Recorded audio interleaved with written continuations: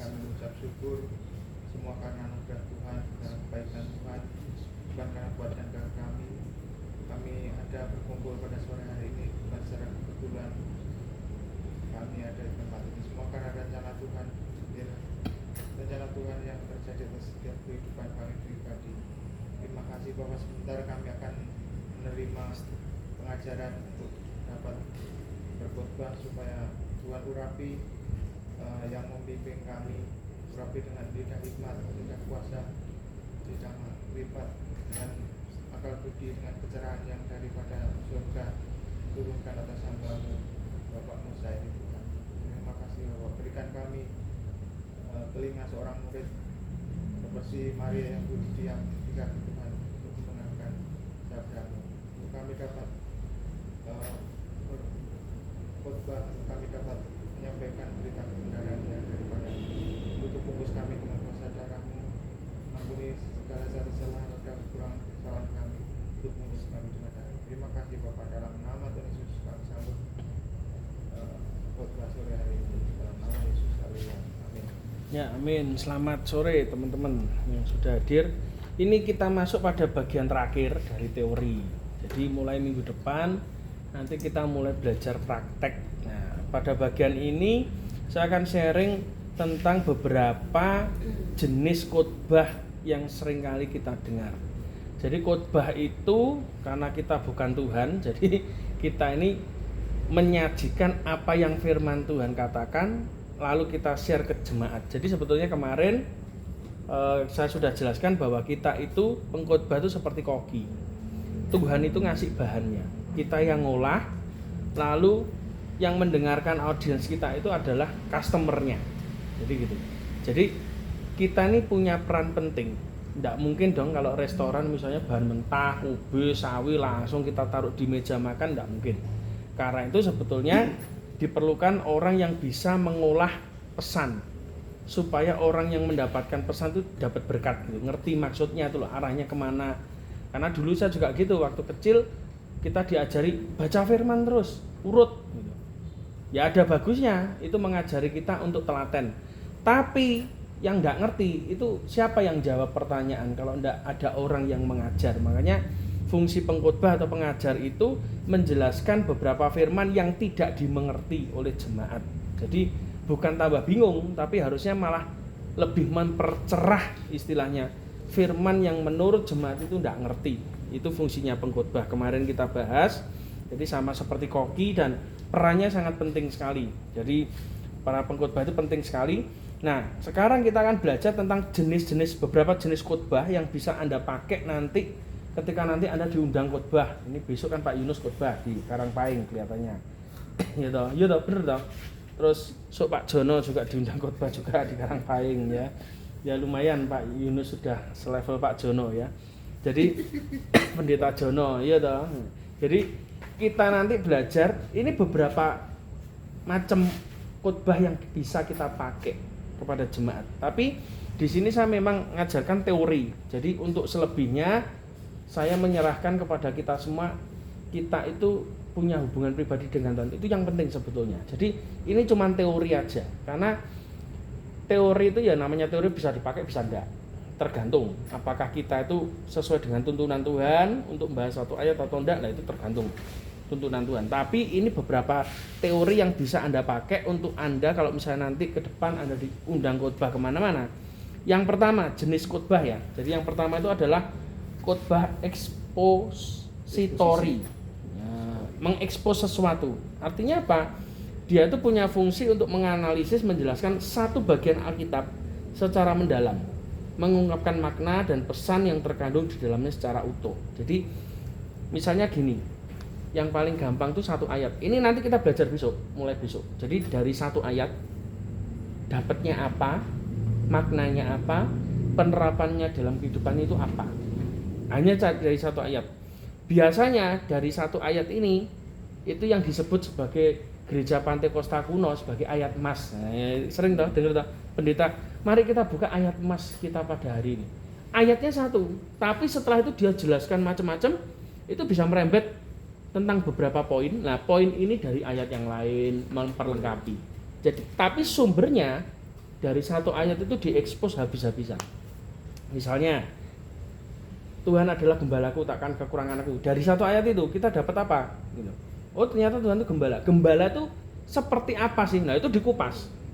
Gembala dari kita belajar, makanya kita harus belajar.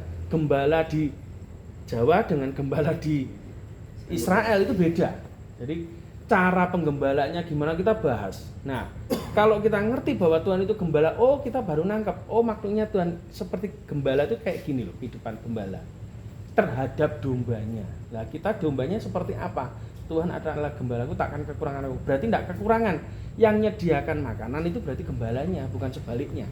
Makanya sekarang kan aneh kalau dombanya nyuplai gembalane terus, kan aneh. Gembala itu ngekei mangan dombane terus. Itu yang terjadi. Nah kita dari ayat itu kita bisa kupas, bahas. Nah tentang penggembalaan, ya toh, gembala itu apa? Oh hidup kita artinya tidak kekurangan. Kalau misalnya kita kekurangan berarti gembala itu bertanggung jawab. Itu kita bisa kupas buahnya.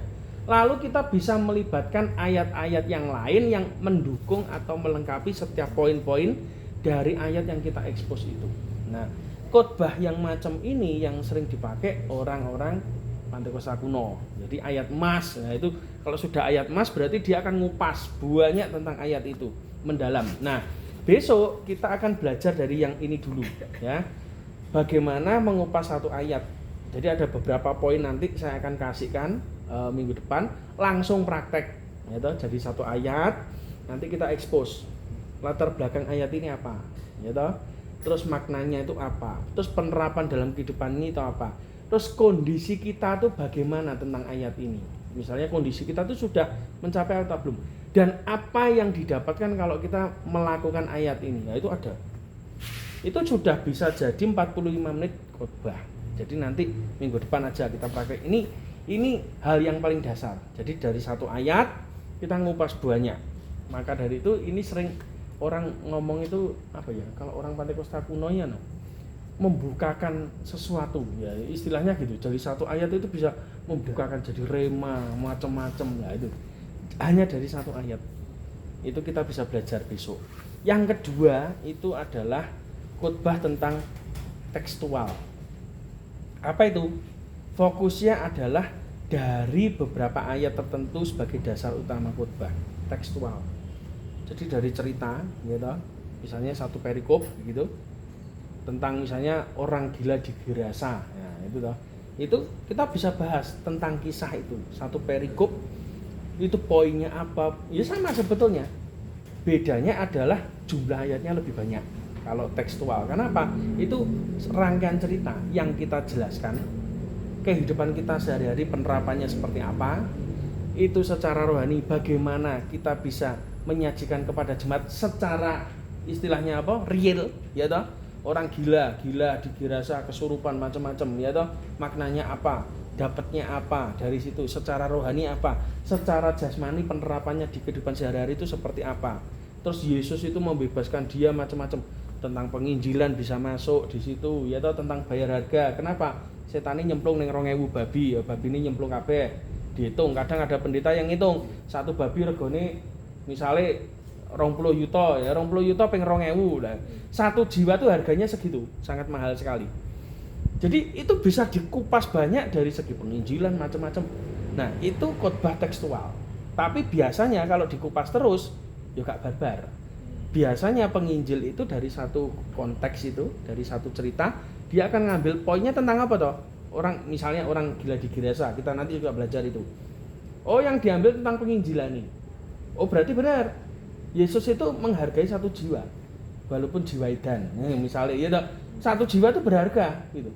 Sampai dia melewati badai macam-macam bersama muridnya, sampai hanya untuk nemoni satu orang, bukan pejabat. Nah, itu dikupas tentang berharga, tentang penginjilan. Terus penerapannya bagi kita bagaimana pelayan Tuhan. Oh, jemput orang yang kelihatannya tidak berharga, gak ono apa-apane, ya toh. Tapi tetap dijemput, itu berharga. Nah, itu dikupas. Nanti kalau misalnya yang kedua dari orang gila di Gerasa, kita belajar poin apa berikutnya. Misalnya itu disorot dari segi penginjilan.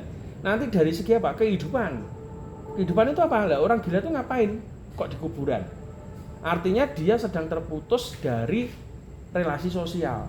Orang kesurupan itu mesti terputus dari relasi sosial. Makanya itu nanti kita mulai masuk pentingnya komunitas dalam gereja. Wah, itu poinnya wakeh banget. Jadi ternyata satu perikop itu saja itu bisa jadi berapa macam bahan khotbah. Kalau secara teori begitu. Tapi kembali lagi bahwa belajar itu penting. Tapi lebih penting tuntunan Roh Kudus itu tidak jauh lebih penting. Istilahnya ya sama pentingnya juga. Karena percuma kita ini tuntunan Roh Kudus atau belajar ya sing mbok omongnya percuma. Kayak kita tuh punya tembak bagus renek pelurune. Wah, apa sing mbok tembak nih? Cuman nggih ngeden-ngedeni tok. Tapi kalau bagi orang yang ngerti musuhmu, iki genek peluru antemi ya lah wis bar to. Akhirnya kan gitu. Sama, belajar firman itu artinya kita memasukkan peluru. Belajar ngupas firman. Tapi tuntunan Roh Kudus itu ya seperti senjata yang untuk melontarkan peluru itu loh. Pemicunya itu loh. Makanya banyak khotbah itu ya yang penting dua-duanya. Ngerti pendalaman firman Tuhan, makanya perlu belajar, ya toh. Nggak mungkin kita cuman wis tuntunan Roh Kudus, wah itu mesti ngawur biasanya. Ya, karena orang yang tanpa kedalaman firman juga itu juga ngawur. Kedalaman roh penting. Tapi Alkitab berkata penyembahan itu dalam roh dan kebenaran. Nek ana roh itu ora ana kebenaran nek wah itu nyasar gak karu-karuan pas dadi dukun, ya toh. Tapi kalau kebenaran toh tanpa roh ya dadi farisi, padha ae. Padha mesleke gitu loh. Jadi kita harus belajar jadi seorang yang menyajikan firman Tuhan itu belajar dua hal penting. Dulu saya pikir iman tok ae. Zaman remaja dulu kan on fire toh, kasih mula-mula ning ndi mangkat ning ndi budal ya toh. Dulu saya begitu. Setelah ketemu dengan beberapa alumni Tawangmangu, mereka ngomong, orang Tawangmangu zaman biyen nih SAT iki sektine kaya apa ya toh. Bahkan ada Mbak Tuhan yang punya karunia penciuman. Gitu. Berjinah sapa iki sing sak kelas malam ini tadi berjinah. Wah, itu tiba-tiba ngaku dua orang siswa cowok-cowok nangis jadi KKR, jadi rasido sekolah. Itu terjadi. Sekti pengajari, tapi tetap firman. Nah, itu loh, ngerti toh? Ya itu nek karunia penciuman itu sebab golek nang kitab ini ndi kan ya temu. Tapi basicnya firman. Karunia itu kan istilahnya kan Tuhan kasih macam-macam toh. Discernment spirit juga ada. Misalnya lihat wajah orang ini kok aneh we nyapa we. Nah, itu. Kadang ya kayak begitu, diaktifkan sendiri, tapi basicnya tetap firman Tuhan, tidak untuk dirinya sendiri. Kenapa? Kalau orang yang punya basicnya firman, dia tuh tidak mungkin mencuri kemuliaan Tuhan, itu loh penting. Loh, kenapa dukun itu sesat? Ya karena dia membawa orang untuk dirinya sendiri, keuntungannya sendiri itu yang ciloko. Tapi kalau orang yang dipakai Tuhan benar-benar mengarahkan orang kepada Tuhan, bukan dirinya sendiri. Nah itu cirinya yang paling penting. Jadi kita belajar. Dari situ saya belajar, iya ya orang sakti pun juga belajar firman Tuhan loh. Jonathan Patiasina, lu sakti mana? Zaman dulu SAT dia pengajar toh. Generasi pertamanya yang setelah Om Sam, saya dengar ceritanya, dia itu suka ngajar tentang pujian penyembahan kelasnya. Teman saya jadi saksi hidup. Suatu ketika Pak Jonathan Patiasina ini ngajar pujian penyembahan toh. Hari ini kita akan buka kelas pujian penyembahan. Dia membawa keyboard penyembahan ya toh. Kita langsung praktek. Wah, praktek penyembahan. Oh, nangis geblak-geblak, ngutah-ngutah bar selesai 1 jam ya. Itu namanya pujian penyembahan tinggal ngalih. Sangar toh. Ngajari langsung praktek nih saat zaman dulu. Terus gak kok ngomong. Jadi orang itu diajar dari pengalaman. Nah, cara itu sebetulnya yang dipakai Yesus. Firman itu muncul waktu ada peristiwa kok. Itu Yesus kan ngomong. Selalu misalnya peristiwa Petrus berjalan di atas air. Loh, kenapa firman itu ada? Ya karena Petrus berjalan dulu. Baru firmannya muncul. Kenapa kamu bimbang hai orang yang kurang percaya? Ini kan muncul ayatnya toh. Jadi ternyata firman Tuhan itu dimunculkan. Cara Yesus ngajar murid-muridnya praktek osik lagi firmannya muncul. Jadi teorinya itu mengikuti prakteknya dulu. Itu caranya Yesus. Makanya murid-murid Yesus itu hebat-hebat. Kenapa? Ya dimulai pengajarannya praktek sik, gak usah kok ngomong. Dia praktek, baru setelah itu ada teori yang mendukung istilahnya. Ada firman Tuhan, ada logos, akhirnya muncul rema yang kita baca hari-hari ini seperti perempuan pendarahan, ya toh 12 tahun, ya toh. Kenapa muncul itu? Ya karena memang ada peristiwanya, ya toh. Ada peristiwanya dan akhirnya kita ngerti ayat firman itu, jadi firman Tuhan. Jadi sebetulnya Injil kalau saudara baca 4 Injil ini punya warna masing-masing, tapi sebetulnya intinya Injil ditulis dari apa tuh? Dari pengalaman kok tiba ya. Tapi kalau saudara lebih luas lagi perjanjian baru, yo pengalaman kabeh. Nanti begitu Anda nyebrang ke perjanjian lama, baca nanti pengalaman kabeh. Jadi saya mikir-mikir gini, iya ternyata firman itu muncul waktu kita taat sama Tuhan, muncul firman. Yaitu Abraham taat, keluar dari Ur Kasdim ke negeri yang ditunjukkan, tapi orang ngerti negeri ini sing di sampai perjalanan hidup ditulis semua. Itu ternyata adalah pengalaman dari seseorang bersama Tuhan, itu jadi firman. Maka dari itu yang lebih penting adalah jadi pelaku firman, bukan pelaku khotbah. Itu renek ceritanya. Karena itu saya sarankan, karena ini khotbah tekstual, kalau bisa dimix dengan pengalaman hidup kita. Khotbah itu selalu ada pengalaman yang mendukung, dan pengalamannya harus sesuai dengan bahan khotbah, aja terlalu jauh. Contohnya pengalaman nih gitu, nek genek yo gak usah golek-golek yo gak apa-apa. Yang penting kita nyampaikan firman Tuhan. Tujuan firman disampaikan supaya orang dekatnya sama Tuhan, bukan sama kita, gitu ya. Itu yang kedua, khotbah tekstual. Terus yang ketiga itu ada namanya khotbah tematik. Nah, tematik itu apa? Ya biasa kalau saudara lihat brosur-brosur Paskah, Natal, gitu, ibadah tahun baru, ulang tahun gereja, lah itu muncul namanya tema, yaitu tematik. Jadi gereja yang akan mengundang Anda semua itu nanti temanya ini. Biasanya di event-event tertentu loh ya. Itu muncul temanya. Kayak temanya Natal kita nanti apa? Diubah kanggo ubah. Nah, iya toh kan lucu toh, diubah. Saya juga dapetnya lucu. Diubah kanggo ubah. Iya ya, kita tuh diubah Tuhan untuk bergerak gitu loh. Nek diubah tok untuk leha-leha menikmati berkat Tuhan ya percuma, rasa diubah. Ya toh, meneng ae wis ngono lho. Tapi kita diubah untuk bergerak. Nah, biasanya untuk khotbah-khotbah tematik ini biasanya by order dari gereja setempat yang sering. Jadi gereja itu ngundang kita, ada temanya, ya wis. Temanya ini Pak, biasanya gerejanya ngasih ayat di bawahnya. Matius piro ayat piro, ya toh biasanya kan begitu. Terus nanti kita baru setelah itu kita mulai cari bahannya, referensinya. Dari ayat itu, temanya itu biasanya kalau orang zaman dulu tanya, ini yang mau dibahas yang apa? Ya, saudara mesti tanya supaya enggak mispersepsi sama yang ngundang. Itu biasanya kalau event-event ya toh, Natal atau Paskah. Tapi terakhir kelihatannya tanpa tema. Beberapa gereja lo ya, itu biasanya tanpa tema. Wis pokoknya Natal bae, wis terserah pembicarane gitu. Mengalir lah. Itu gerakan karismatik datang ke Indonesia mengubah cara khotbah. Jadi tematik jadi mengalir di mau sakarepe ya udah. Makanya enek KKR ada apapun wis tergantung sing khotbah gitu.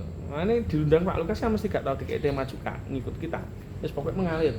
Semua orang yang khotbah di sini juga sama. Wis pokoknya temane apa yang ditaruh Tuhan dalam hatimu khotbahkan. Itu biasanya kayak begitu. Jadi sedangkan tematik ini sekarang kok kelihatannya jarang digunakan apalagi gereja karismatik. Kenapa? Ya mempercayakan kepada yang pengkhotbah. Apa sing ditaruh Tuhan silakan. Tapi kadang juga begitu, kalau kita itu diundang pun ya kita belajar menghargai. Maksudnya gini, ya ini pendapat pribadi lah. Kadang gini loh, ada orang diundang khotbah gitu, pakai tema ini. Kalau yang murni dari Roh Kudus misalnya, saya digerakkan Tuhan untuk ngubah tema. Misalnya gitu kan sering tau kita dengar itu. Terus dia khotbah dan ternyata jemaat itu ngalami Tuhan. Oke. Tapi ada juga yang kita harus ngerti. Iki karena memang gak nemokne bahane gitu. Akhirnya gaya ngomong ngono gitu, males belajar. Saya digerakkan Tuhan untuk temanya diubah gitu. Ora enak ambune blas gitu. Kebanyakan begitu, jebakan-jebakan pembicara sok yo ngono. Terutama pembicara sing klarisen gitu, males mikir. Wis bahane sing dibiyane dibaleni nek wong lho ya betul, saya juga ngalami gitu. Saya mikir gitu juga. Sampai diseneni itu kan. Kowe iki mosok rawon terus ya toh. Lho Tuhan itu kan katanya selalu baru. Setiap pagi ya toh. Pewahyuannya juga selalu baru. Kita tuh kadang ya ada sih juga pendeta yang ngasih masukan sama saya. Khotbahmu kan suwakeh ning ndi. Wis toh kowe timbang anu ribet-ribet bahanmu sing teko gereja A, kota A, gawe neh nggo gereja. Ya ada bener, tapi aku mikir kok yo gak cocok ya kalau saya lo ya. Kenapa? Setiap tubuh Kristus itu punya kebutuhan. Loh, kalau kita mikir gitu loh. Nek kita mikir awake dhewe ya karepmu. Tapi kalau saya mikir Tuhan itu ngundang kita di satu gereja, itu mesti ada maksud dan tujuan. Orang mungkin wong panganan sing teko kene mbok kene kono basi. Ya toh. Itu loh kadang.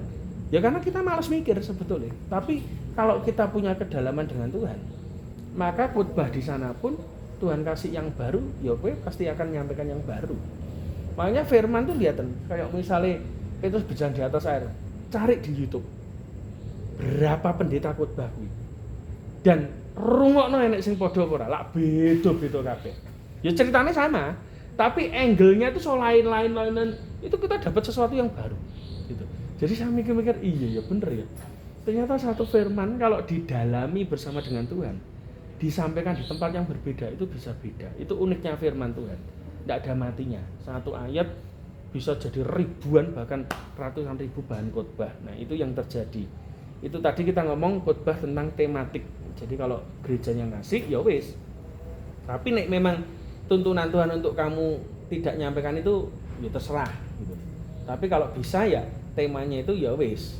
Karena kembali lagi yang kedua, kita tidak menafikan peran Roh Kudus, tapi saya sadar bahwa ya gembala sing ngerti dombane toh. Ya toh kondisi dombane. Misalnya kenapa kok tema khotbahnya Natal ini? Mesti pendeta ngerti kondisi jemaat iki koyo ngene iki. Nah, misalnya begitu. Ya kita nurut aja. Tapi yang penting tetap kita bawa dalam doa. Semua itu tetap bawa dalam doa. Kadang Tuhan harus sampaikan yang sesuai temanya. Kadang Tuhan akan bawa kita belok dikit, oke, atau belok langsung ya enggak ngerti, tergantung tuntunan Tuhan dalam hidup kita. Jadi pengkhotbah itu tetap punya cara lah. Maksudnya enggak saklek harus begitu enggak.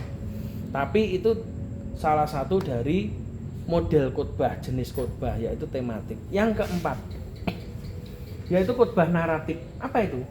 Naratif itu biasanya fokusnya pada cerita-cerita atau peristiwa. Dan itu dari Alkitab.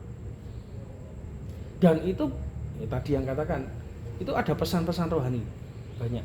Jadi biasanya kalau naratif itu misalnya tentang apa? Yefta atau Gideon, penakut gitu. Wah, itu begitu cerita Gideon dimunculkan jadi satu bahan khotbah. Itu naratifnya banyak. Kondisi kita ketakutan sama kayak Gideon, zaman Gideon ya toh. Panennya diambil. Sama toh kondisi ekonomi sekarang. Kita kerja keras tapi hasilnya gak sepiro. Nah, itu sama. Jadi naratif itu kita lagi fokus pada cerita-cerita atau peristiwa yang ada di Alkitab. Dan itu biasanya kalau naratif itu saya biasanya sekarang lagi mencoba kalau naratif itu saya buka dengan kemarin cerita hidup saya, ya toh. Tuhan yang hari-hari ini ngomong apa, terus tiba-tiba ada kisah di Alkitab di mix. Nyambung. Wah, itu lebih powerful. Karena apa? Kembali lagi, kesaksian itu lebih berkuasa daripada teori. Jadi kalau kita khotbah, usahakan ada kesaksian yang menguat. Makanya kita tuh selalu doa sama Tuhan tuh gini loh. Setiap hari itu harus ada pengalaman pribadi dengan Tuhan. Dan kalau bisa ditulis. Supaya apa? Tidak lupa. Nanti begitu kita dapat order dari gereja, misalnya undangan gereja, kalaupun dia tidak ngasih tema, kita ngerti, oh ini yang lagi kita hidup itu kisahnya ini. Kita cari di Alkitab cerita tentang itu, ada yang cocok, ya sudah, itu malah menguatkan. Jadi ada cerita di Alkitab yang kita mix dengan cerita hidup kita, wah itu lebih powerful sekali. Kemarin saya menyampaikan tentang kedalaman dengan Tuhan. Kedalaman dengan Tuhan, saya mix dengan tentang Tuhan, suruh saya berhenti sampai bulan November. Saya mix dengan kalau dokter meriksa kesehatan orang itu yang dia mesti mata dan mulut. Nah, wis itu jadi bahan khotbah. Jadi kedalaman itu ditentukan dari apa? Kesehatan mata kita, visi melihat Tuhan, dan perkataan mulut kita itu firman-Nya ada ndak. Oh, itu langsung di mix-nya toh. Makanya dokter itu kalau lihat orang sakit jeroane apa gampang kok. Kenapa dia lihat mata? Kenapa dia lihat lidah? Karena itu jendela, indikator kondisi tubuh. Ya sama. Secara rohani gampang, mata rohanimu terang enggak? Nek enggak terang, ya mesti rohanimu jelek. Hidupmu nabrak-nabrak, ya toh. Kayak gitulah. Enggak iso lihat visi Tuhan, negatif terus, ya toh, sama rencana Tuhan dalam hidupmu. Terus perkataannya negatif terus, perkataannya gini sini, ini mesti gak tahu doa. Itu sudah kelihatan kondisi tubuh secara jasmani dan tubuh secara rohani. Itu dapat lihat dari dua indikator, mata dan lidah, ya toh. Lidah itu barang siapa menguasainya, menggemakannya, ya toh, akan makan buahnya. Terus mata juga sama. Kalau matanya terang, teranglah seluruh tubuh, ya toh. Matanya gelap, jahat, ya gelaplah seluruh tubuh. Sama. Jadi itu di mix. Kemarin saya mix antara pengalaman pribadi, naratif, ya toh, dengan cerita di Alkitab, di mix. Lalu ada pendukung firman-nya tentang panca indera, yaitu itu tergantung kreativitas kita sebagai pengkhotbah. Yang terakhir, khotbah tentang sejarah. Nah, ini mungkin membosankan. Fokusnya pada apa? Pada peristiwa dan tokoh di masa lalu yang ada di Alkitab. Baik di dalam firman Tuhan ataupun dalam pergerakan.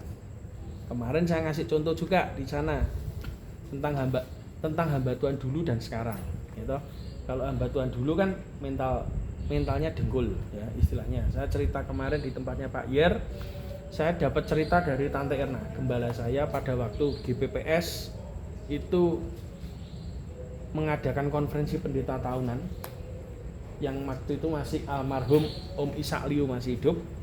Setelah acara ya ada pendeta dari daerah datang ngajukan proposal, minta doa, didoakan sama Om Ishak. Setelah itu ngajukan proposal pembangunan gereja. Nah itu, gitu, proposal ditunjukkan ke Om Ishak kan jawab langsung. Om Ishak Liu, kamu tahu enggak nih gereja GPPS 6 lantai dibangun dengan apa? Dengkul. Lah kamu ngapain minta proposal sama Om? Pakai ini loh. Langsung sejak gue cerenek proposal. Itu pendeta zaman dulu.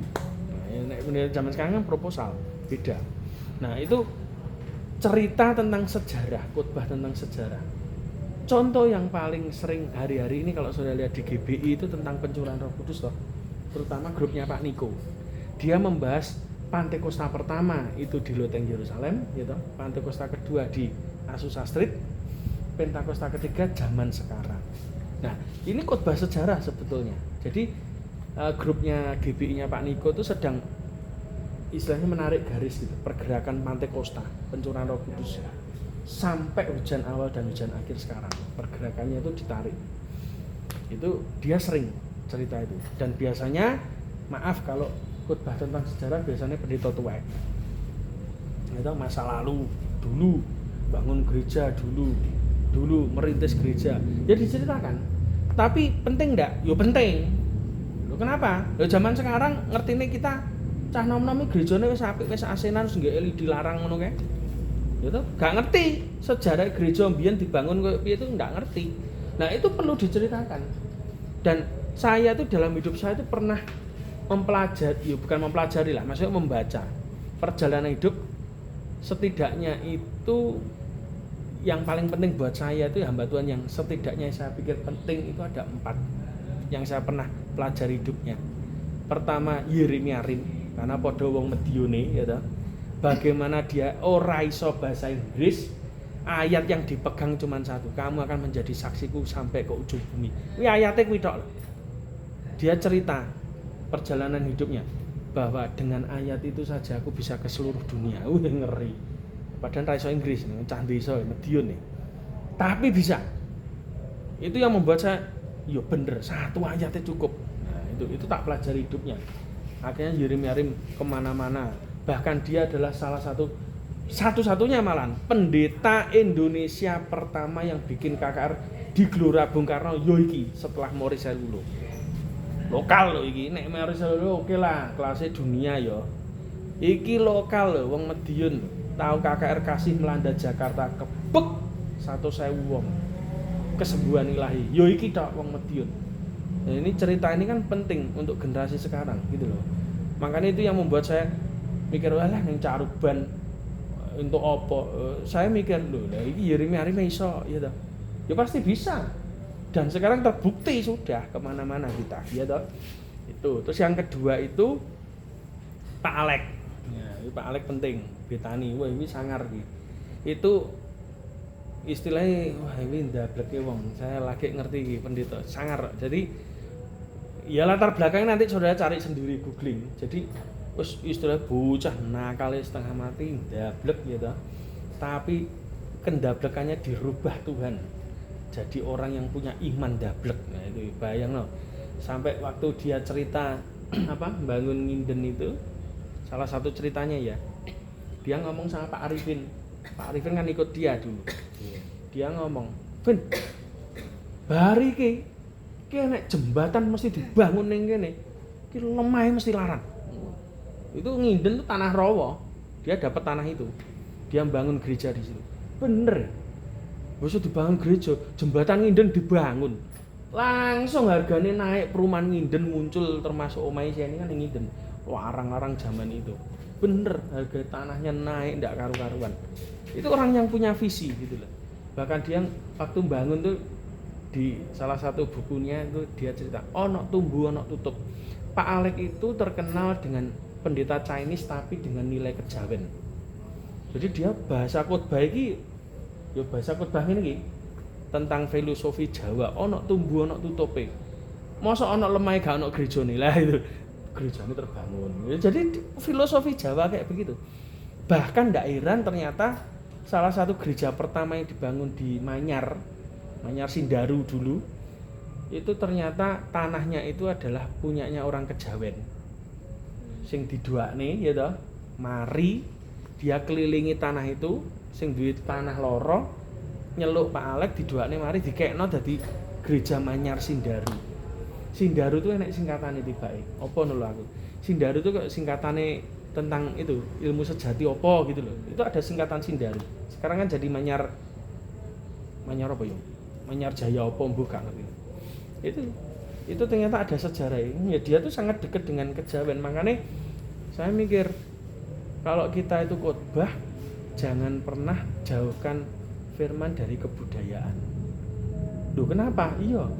Lah audiensmu orang Jawa kok. Lah nek kowe khotbah pun ndaki-ndaki ke Inggris ngono ya ora nyambung lho. Bener ndak? Lho Pak Alek betul, wong jemaatnya orang sederhana waktu itu. Ya dia khotbahnya pakai bahasa yang mereka bisa tangkep. Sanepan Jawa muncul kabeh itu. Ya toh manunggaling kawula Gusti. Lah itu menjelaskan Yesus di dalam kamu dalam Yesus. Lah nek jelasnya piye carane? Nek gak manunggaling kawula lan Gusti menjadi satu. Nah, itu yang membuat Betani gede salah satunya ya itu biografinya yang kedua. Yang ketiga itu yang saya senang tuh Yusak Cipto. Kenapa? Dia itu satu-satunya hamba Tuhan yang membuka pikiran saya bahwa ternyata karo Tuhan iso kaya kanca ya. Ngomongnya sak karepe dhewe gitu. Lho, akrabe kaya ngono lho. Padahal kita dulu diajari di gereja Pantai Pusta Lama kan ojo sembarangan. Sing mimbari wong ra sembarangan. Hidup suci, hidup kudus. Lah iki gak. Wong karo Tuhan kaya kancane dhewe malah lok-lokan karo Tuhan ya sak karepe dhewe. Itu kayak begitu, kayak berjibaku kayak Yakub itu. Tapi dari situ oh iya ternyata ngobrol sama Tuhan kayak konco. Itu membuka cara pikir kita tentang hubungan dengan Tuhan. Terus yang terakhir yang saya senang ya Petrus Agung. Petrus Agung itu biografinya bagus. Perjalanan hidupnya dari orang yang bukan apa-apa terus dia jadi dirubah Tuhan akhirnya menjadi besar sampai akhir hidupnya. Dia adalah satu-satunya hamba Tuhan yang mengadakan pergerakan anak muda KKR 100.000 anak muda ya dia. Kalau Yeremia Rim itu KKR di Gelora ya toh 100.000 orang sembuh kesembuhan ilahi. Tapi kalau Petrus Agung pergerakan anak muda di Semarang 100.000 anak muda itu difasilitasi penginapannya segala macam. Ini pirang puluh M gitu zaman itu. Waktu itu gubernurnya masih Ganjar. Itu. Jadi orang-orang yang buat sejarah kayak begini nih. Jadi perjalanan hidup mereka itu kan dulu kan tidak kelihatan. Dan yang saya kaget adalah Petrus Agung ini lahir dari pergerakan Tawangmangu KKR. Yeremia Rimpisan ya harus mulek ya. Bayang no. Jimmy Untoro, IFGF ya toh, pendeta-pendeta gede yang sekarang sebut aja yang di Jakarta itu lahirnya dari Yeremia Rimong Medion. Pergerakannya dia disentuh Tuhan ya toh. Akhirnya dia bergerak termasuk Daniel Alexander barang itu, barang Yeremia Rim. Itu kan mereka bergerak dari pergerakan Tangmangu itu gereja apa yang enggak ngerti ya. Di situ KKR Pemuda. Itu yang melahirkan hamba Tuhan nyebar tahun 80-an. Sampai di Indonesia sekarang. Ya itu kan orang nyentuh hidupnya orang kayak begitu. Dan Yeremiarim itu paling unik. Kenapa? Caranya yang saya pakai. Pokoknya pelayanan dadaan. Iya, dia kalau misalnya KKR gitu ya, langsung wes bagian doa. Apa wes bagian kesaksian, langsung tunjuk poin. Kenapa? Cara ngajarnya gitu. Saya lebih cocok itu. Kenapa? Orang kalau sudah dadaan spontan mesti apa yang dalam hatinya keluar, gitu loh. Iya toh. Tapi nek misalnya direncanane jauh hari, wah kelebon teori, kelebon noise, voice hilang, ya, kayak gitu. Jadi itu ya. Jadi 5 macam khotbah. Yang pertama diekspos, jadi satu bagian Alkitab diekspos. Yang kedua adalah tekstual, jadi fokus pada satu atau beberapa bagian ayat tertentu yang sebagai dasar. Yang ketiga itu adalah tematik. Tematik itu ada temanya, lalu kita cari referensi ayatnya yang sesuai dengan tema, nanti bisa ditambahkan kesaksian dan sebagainya. Lalu khotbah naratif, itu biasanya dari cerita-cerita atau peristiwa, bisa dari masa lalu di Alkitab, bisa masa lalu di real life. Jadi bisa gereja-gereja, saya paling seneng yaitu kalau biasanya naratif ini kan tadi saya ngomong pendeta tua ya, Pak Alek, dia mesti cerita tentang perjalanan hidupnya dulu begini ya toh, nganu wong kesurupan pas gak duit duit, atau misalnya dia sing paling saya seneng itu waktu dia cerita gini, ada cerita lucu tentang iman. Dia itu ngimani pengen beli mobil tanpa duit. Ini kan mau ngawur tuh. Beli mobil tanpa duit zaman itu. Dia pergi ke showroom. Dia cuman ada di tabungan kalau dapat tidak salah 20 juta zaman itu. Untuk DP Mercy. Untung yang punya showroom kenal, gitu, pendeta Alek. Dibawa mobil Mercy-nya di rumah. Dibawa ke rumah. Ono jemaat datang. Mobilnya baru Pak? Iya. Harga berapa? Dia belinya kan 190. Ini mau tak? Kira 200. Kan berarti 10 juta kan oke. Akhirnya betul, gelem. Dituku. Dia bawa uang 200 juta, sisanya dibayar nih, dipotong DP tadi. Kan gak duwe mobil nih. Ngambil lagi ning showroom-nya bingung. Milih lagi, Mercy lagi yang hijau, bawa pulang. Anak dulure yang diberkati Tuhan. Pengen tuku, dia tanya ke showroom-nya harganya sudah naik toh. Harganya 200 sekian. Itu lama-lama mundak terus. Sampai yang punya showroom ngomong, "Loh, Pak, iki mobilnya ning showroom gak payu ya? Lah ning omahmu kok payu terus gawonen papat." Bayangkan pendeta sampai maklar mobil. Pak Alek nih, sampai akhirnya dia diberkati Tuhan. Itu iman. Jadi bener dia, Mbak, beli mobil tanpa duit. Sampai akhirnya perjalanan hidupnya dia cerita, akhirnya dia betul-betul dapat mobil tanpa duit. Dia di Jakarta, dia koyo Pak Trinil, diajak koncone ning showroom mobil. Tuku mobil loro, ya seorang bangkir toh. Tuku mobil loro, dipikir sitok tinggi bangkirnya itu temennya, yang satu untuk istrinya, ternyata gak, sitok dikene Pak Alek. Wah, itu cerita iman, itu sederhana. Ternyata pendeta iso diberkati. Makanya itu kita pelayan Tuhan, hamba Tuhan, ojo tergantung sama jemaat. Jemaat tergantung sama kita, mau kita gembalani kok. Iya toh? Loh kita nih hambanya Tuhan kok, gitu. Loh Pak Alek itu membuktikan bahwa kowe bisnis gak payu, mobilmu ning aku payu kok. Ngeri to kowe. Ya ngalahne wong marketing to. Ya mobil ning omahe iso payu kabeh. Sampai dia ngomong, dia cerita, mobil itu sampai 8 ning omahe payu kabeh, dan dari keuntungan itu dia bisa beli mobil Mercy. Berarti kan rambayar. Wong teko hasil ngedol selisih dikelompok nih, akhirnya ngelompok sekian ratus juta tuku mobil anyar bener. Yo itu loh. Itu makanya dia ngomong, tapi nek imane ra kuat aja malah hutang gitu. Itu. Jadi dari kisah-kisah itu sejarah. Itu penting. Nah, cerita itu sebetulnya yang harus kita pelajari. Nah, sekarang kita harus belajar, nanti minggu depan saya akan kasih clue-nya. Jadi besok minggu depan kita mulai belajar satu ayat, lalu kita kupas yang expose tadi loh. Jadi satu ayat nanti kita bisa kupas latar belakang ayat ini apa, belajar. Makanya bawa handphone juga, ya toh, dibantu dengan Google, tetap enggak apa-apa. Kita belajar tentang latar belakang ayat itu, karena kalau enggak salah di beberapa aplikasi Alkitab itu juga ada. Jadi kalau saudara klik yang kanan atas, itu kan ada toh sejarah macam-macam. Itu membantu kita gitu. Tapi jangan tergantung sama itu membantu kita tentang ayat itu tuh apa. Itu ada.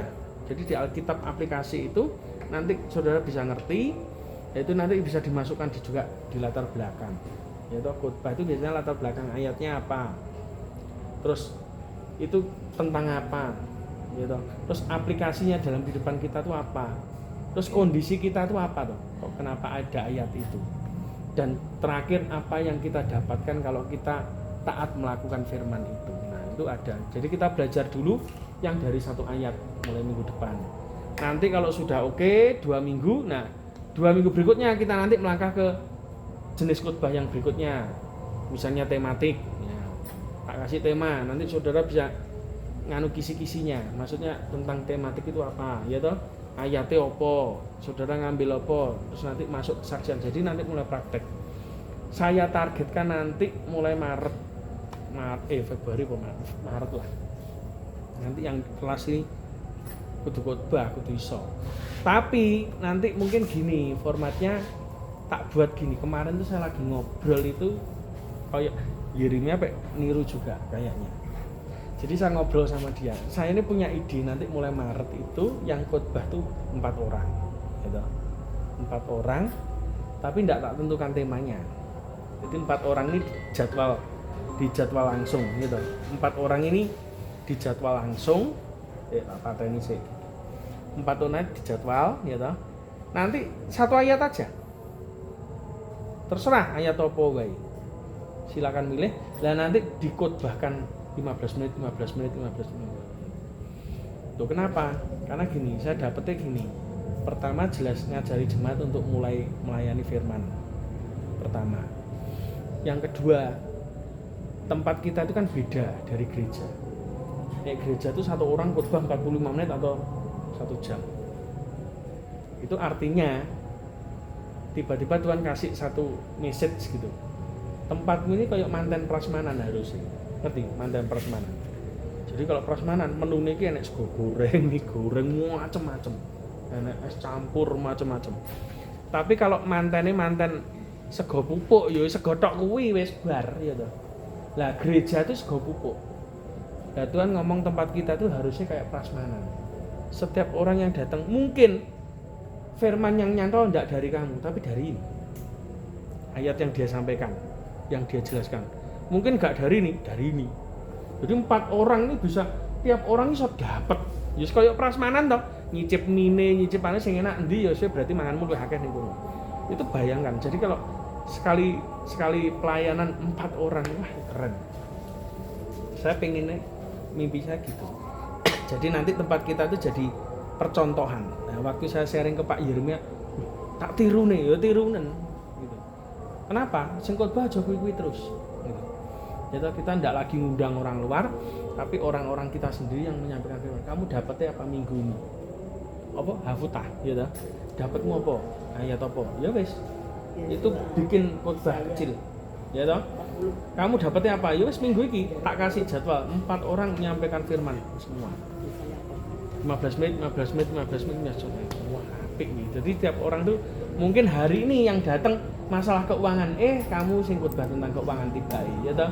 Misalnya ada sing masalah keluarga, tiba kamu sing khotbah tentang masalah keluarga. Oh, masalah pelayanan, tiba kamu. Jadi orang tuh dapetnya so solid gitu loh.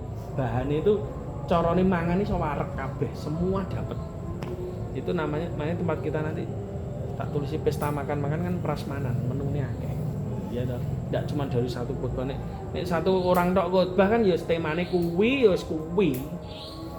Gitu loh. Jadi saya lagi dia bawa Tuhan tempat kita tuh diubah ke tempat yang lain, beda, caranya beda.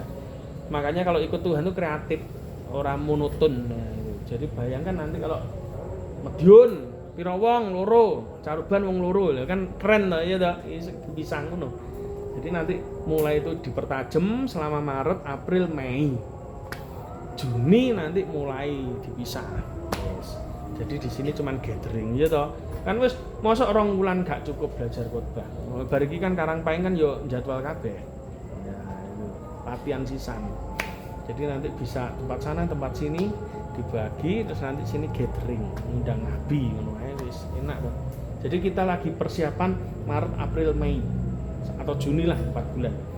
4 bulan tiap ibadah 4 orang. Wah, apik. Saya lagi bayangkan, iya ya kita kalau datang ke manten ini nek menune cuman sego pupuk tok ya kuwi bar mulih ya ta. Tapi kalau misalnya menune prasmanan, wah iso milih iki sate kambing, engko entek nyicip neh kono. Wah, beda. Jadi tempat kita itu sekarang jadi tempat prasmanan, melahirkan banyak orang yang memberitakan firman. Jadi itu yang akan kita kerjakan bersama Tuhan mulai bulan Maret. Nanti mangane yo beda-beda, disesuaikan. Jajane ora rong macem tok, tambahin neh Mbak Ika. Nah, itu ya, dah itu aja. Mulai minggu depan nanti kita belajar yang exposure. Jadi khotbahnya itu 1 ayat. Nanti saudara nanti belajar, nanti ya tetap kita akan pandu poinnya apa aja, itu nanti bisa jadi rangkaian 1 khotbah ya. Jadi itu mulai minggu depan mulai praktek ya. Dah. Oke, itu aja. Terima kasih buat kehadirannya. Tuhan Yesus memberkati.